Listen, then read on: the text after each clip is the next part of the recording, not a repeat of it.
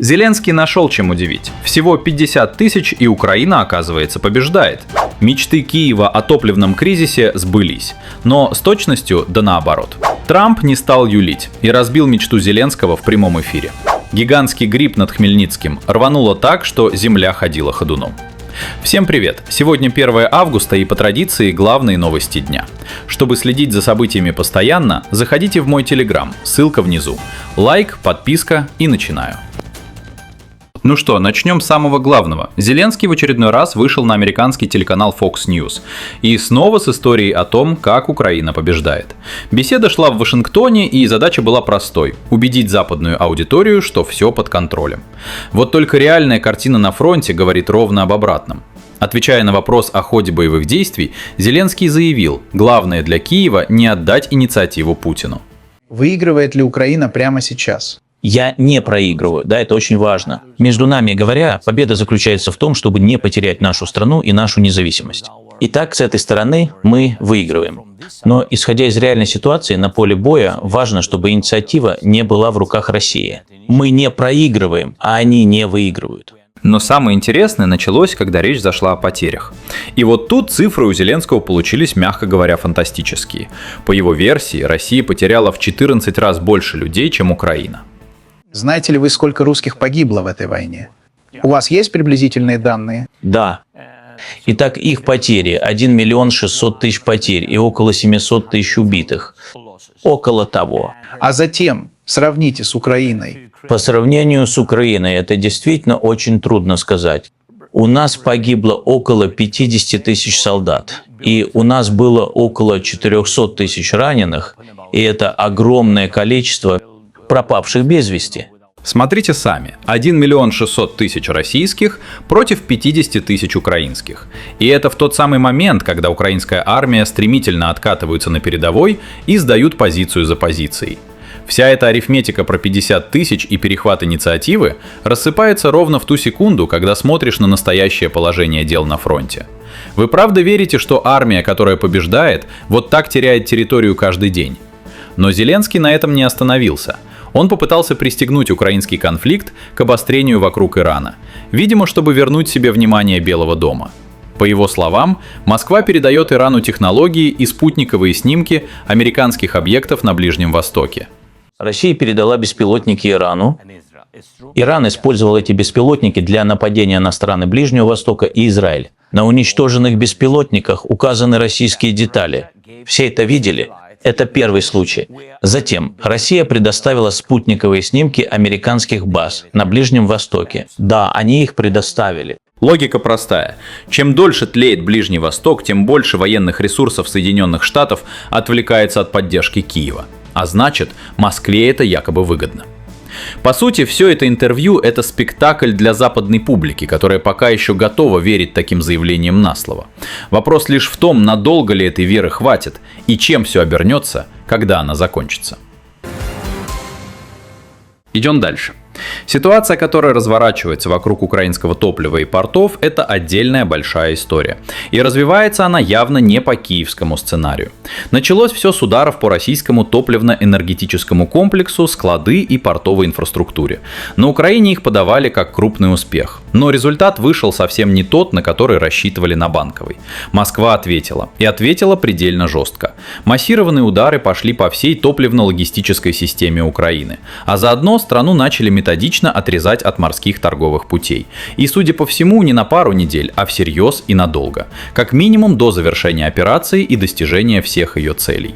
Вот в чем проблема для Киева. Стратегия, которую российская армия выбрала за последние пару месяцев, оказалась куда действеннее украинской. Цифры говорят сами за себя.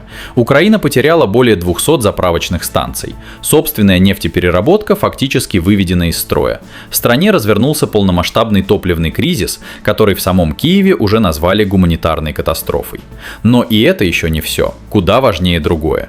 У Киева больше нет возможности закрыть нехватку топлива за счет зарубежных поставок, а вместе с топливом и оружия. Все, что раньше шло через Черное море, теперь под вопросом. Одесса и соседние порты фактически встали. Суда туда больше не заходят. Многие из тех, что все-таки рискнули, выводятся из строя прямо у причала или еще на подходе. В итоге получилось почти иронично. Мечты Зеленского о топливном кризисе действительно сбылись. Вот только с точностью да наоборот. Кризис действительно пришел. Вот только совсем не туда, куда его так старательно готовили. И самое неприятное для Киева, быстрого выхода из этой ловушки пока не видно. И вот новость, которая наверняка сильно расстроила Украину и в частности Зеленского.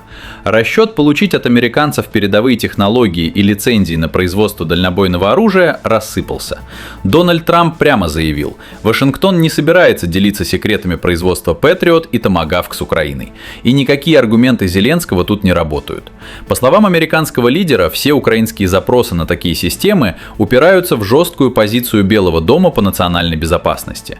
Передачу подобного оружия Трамп назвал слишком рискованным шагом, таким, который однажды может обернуться против самой Америки. Мы пока не пришли к согласию по этому вопросу. Мы обсуждаем его, но очень сложно отдать кому-то такую технологию. И я не думаю, что это когда-нибудь произойдет. Если вы отдадите эту технологию, однажды они могут обернуть ее против вас. Знаете, такое возможно. Если посмотреть на историю войн, такое случалось пару раз за последние годы, верно? Мы должны быть очень осторожны, выдавая секреты этого оружия. Но и это еще не все.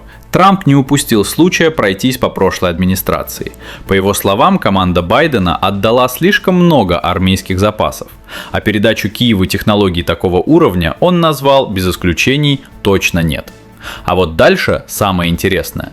Трамп затронул тему дипломатии и озвучил цифры, от которых становится не по себе. По данным Белого дома, ежемесячные потери на фронте составляют от 25 до 32 тысяч человек в месяц. И именно это, по мнению Трампа, толкает стороны искать выход. По его словам, и Путин, и Зеленский хотят закончить боевые действия. Вот только для этого обоим лидерам придется отказаться от части своих первоначальных требований. А это, как известно, всегда самое сложное. Я сказал, что вы должны покончить с этой войной. И я думаю, что Путин хочет заключить сделку. Ну что же, никто не хочет идти на уступки, но им обоим придется пойти на некоторые уступки. Я имею в виду, что они должны заключить сделку. 25 тысяч молодых, красивых людей, солдат, в основном солдат, умирают каждый месяц. И вот тут возникает вопрос, если верить Трампу, что обе стороны хотят мира, то кто тогда на самом деле мешает его заключить? В финале Трамп резюмировал, он лично говорил с Зеленским и прямо сказал, этот конфликт нужно завершать как можно скорее. А для настоящего мира обеим сторонам придется сесть за стол и подписать соглашение на условиях взаимных уступок. Других вариантов, по сути, у них просто нет.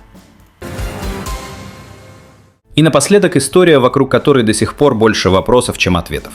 В Хмельницком прогремело несколько мощных взрывов. Момент, который сразу насторожил. Воздушную тревогу в городе и области в этот момент не объявляли. Ни до, ни во время. Тишина в эфире, а земля уже ходила ходуном. Местные жители рассказывают примерно одно и то же. Сильнейшая ударная волна. Столб черного дыма, поднявшийся в небо.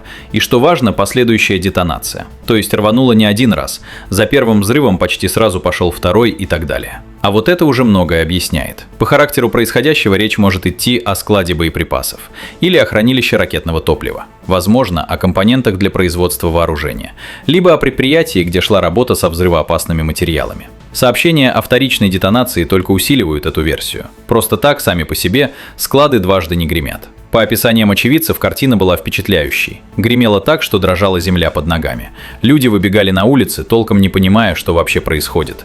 А над городом медленно поднимался густой черный столб. Но Хмельницким дело не ограничилось. В тот же момент попало по Киеву. Там был атакован завод, принадлежавший американской компании Terminal Autonomy. И это, судя по всему, не рядовое предприятие. На нем, по имеющимся данным, выпускали ударные беспилотники. То есть речь идет о вполне конкретном звене в военной цепочке. Но интересно даже не это, а кому принадлежал завод в Киеве. Хозяин – американская компания. То есть под удар попали интересы не только Украины, но и напрямую Вашингтона. Вопрос лишь в том, как на это отреагируют за океаном. Давайте коротко соберем все, что произошло. Зеленский снова вышел к западной аудитории с рассказом о том, как Украина побеждает. И тут же выдал цифры, в которые не верит никто. Технологии Patriot и Tomahawk ему не дали, а Трамп прямым текстом закрыл тему. Тем временем главный расчет Киева бить по российскому топливу и портам обернулся против него самого.